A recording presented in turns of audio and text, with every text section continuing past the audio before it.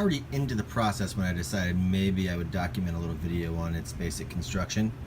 So basically all you need is 24-inch, 3-inch wide sheet of balsa wood. And then on the side I have a 1/4 inch, I believe, strip of balsa just to give a little bit of a rail. I also picked up these at my local hardware store. I'm slightly embarrassed. I don't know exactly what the fitting is, but it's 3/4 inch, and these were only about 50 cents a pop. But they make for interesting columns rather than just like a straight dowel rod. I want 3 of those for the 24-inch length of road that I'm going to make. You can either attempt to sand off that 3/4 inch mark, or you can just put flocking over it to make it look like something's growing up the side of it when you do your weathering process later on. Then finally, those will mount onto, again, I'm not sure the dimension. I literally snagged these at the same hardware store I snagged the PVC pieces, and I just made sure that when I bought them, they would cover the hole. And that just brings a little weight to the overall structure so that it's not just going to fall over when you bump into it. So the first thing I did was I took the small strips and I, using PVA Elmer's, just standard white glue, I glued the strips onto the balsa wood strip. That gives a nice little lip, especially if you're going to move infantry up to have them fire from the walls. It's just something to bump your unit up against so that you know where the edge is and you don't have to worry about them falling off. So I glued this on and then just let it set to dry. This seems pretty much ready to go, and we'll move on to the next step, if I can talk, which is hot gluing. While my glue gun's heating up, you'll notice there's a little bit of flashing here on this. You want to get the sticker off and just clear that flashing up so that you have a nice clean edge to work with. I just literally use my sander here. I'll be back right after this. So like I said, just quick sanding, just make sure your top surface is flat, and your bottom surface, I guess. I did remove the sticker. There is a little bit of sticker gunk there. It shouldn't be a big deal unless you want this thing to look pristine and brand new, and if you want it to look pristine and brand new and awesome, you probably want to find a better craftsman than me, because my stuff's going to look like crap, but it's going to look okay on the table.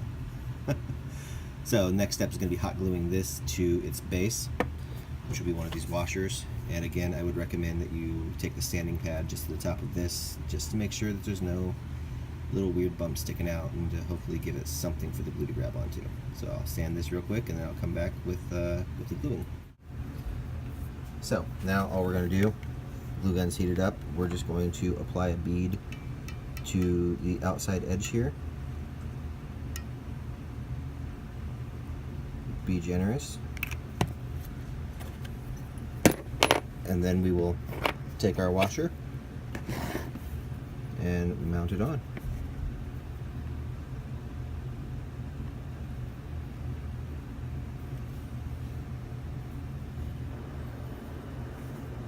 Now if you watch any other terrain builders, like, I don't know, Commissar Gamza or the Terrain Tutor or anyone like that, you'll often see the suggestion that you just do a bead of glue around your outside edge just to kind of reinforce it. I don't disagree with that. This will be more than sturdy enough for your table, but if you drop it, it's going to pop off. I mean, that's just, end of the day, that's all there is to it.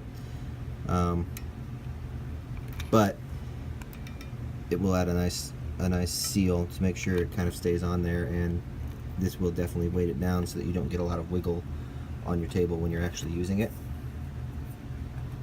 So you repeat this process 3 times over for the rest of the structure, and you'll get your columns done. And then the next step will be topside to the bridge itself.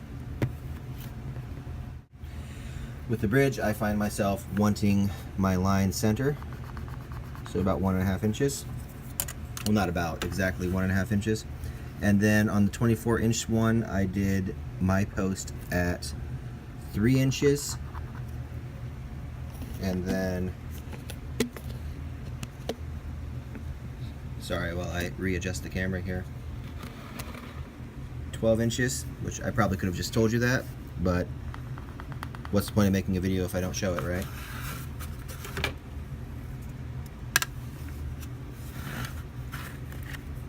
And then finally, we'll slide down here a little bit, get center, and go our 3-inch mark again.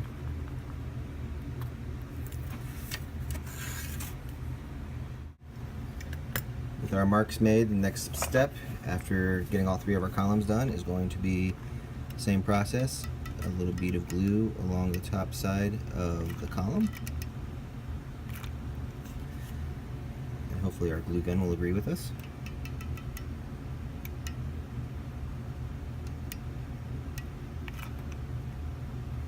Sorry, helps if I keep that in frame.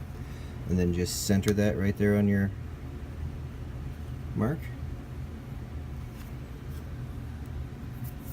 I like to try to make sure that the numerical marking is in a different spot on every one of them I place. That way, when I do flocking up the side, it's not just the same straight line of flock up every column. It just makes it a little more visually interesting, I guess. If you sanded that down so that it's perfectly smooth and it looks fantastic, kudos to you. So you repeat this step on all 3 of your marks, and then it's take it out and prime it. So one of the initial comments I received after posting my initial bridge build into the Dropzone Commander community on Facebook was that one of the individuals felt the middle of the road looked too bland. And he's not wrong, it was pretty bland, and you'll see both of them at the end of the video.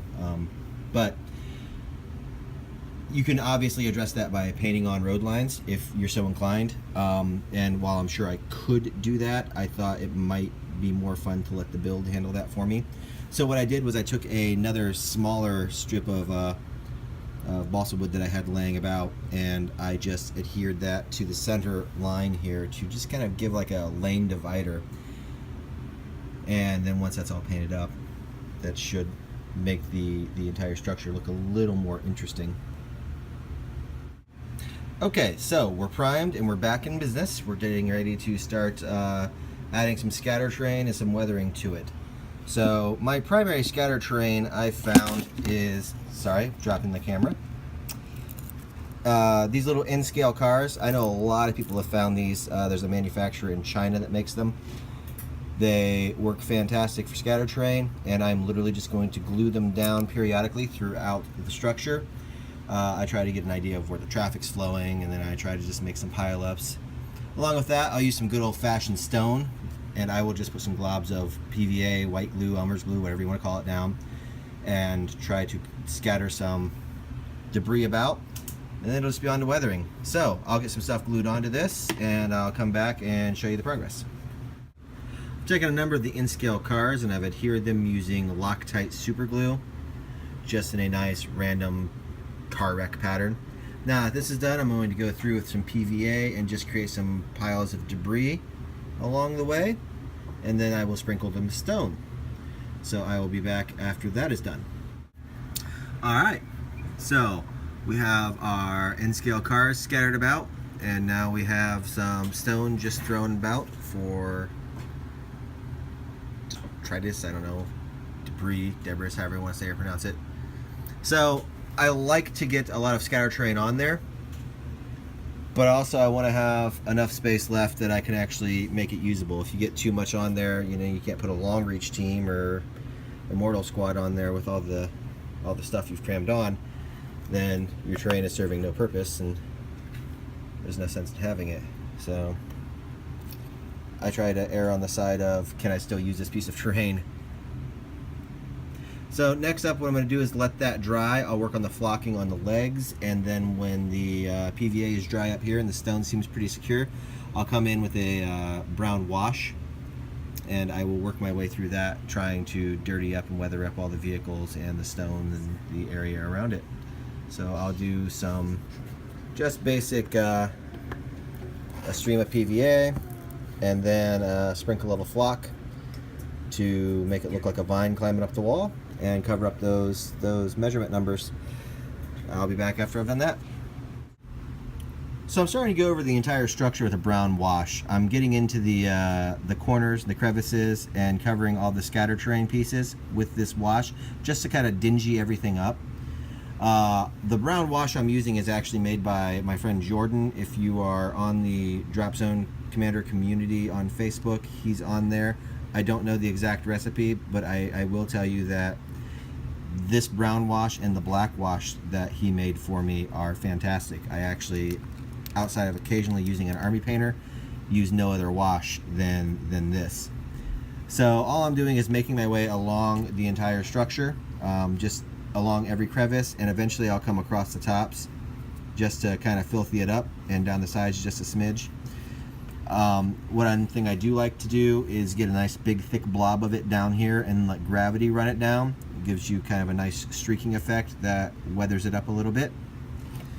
Once that's done, the structure will largely be finished, and I will get it on a map with the one I previously did, so we can see what they look like on the board, and maybe I can throw a few pieces up there with it so we get a nice look at it. So I will come back again when this is finished up. Alright, so here we are. Everything has been weathered. So we're going to wait for the glue and the ink to dry. And then we're going to come back and just do some very basic flocking on the top side of the bridge. And we'll be ready to put it on the table. Now, as a follow-up note, to tell you how incredibly easy this is to do, my 5-year-old daughter is sitting here beside me, and she helped me apply some of the weathering wash. So anyone can do this. I know some people are like, I wish I were talented enough to do stuff like this, and it takes no talent. And I should be living proof of that. But everyone deserves a nice looking table and better terrain.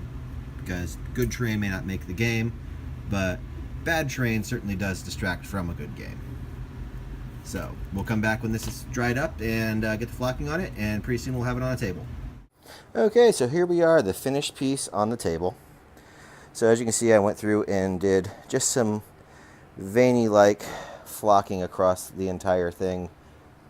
Just give it some character. Now this is the original one I did.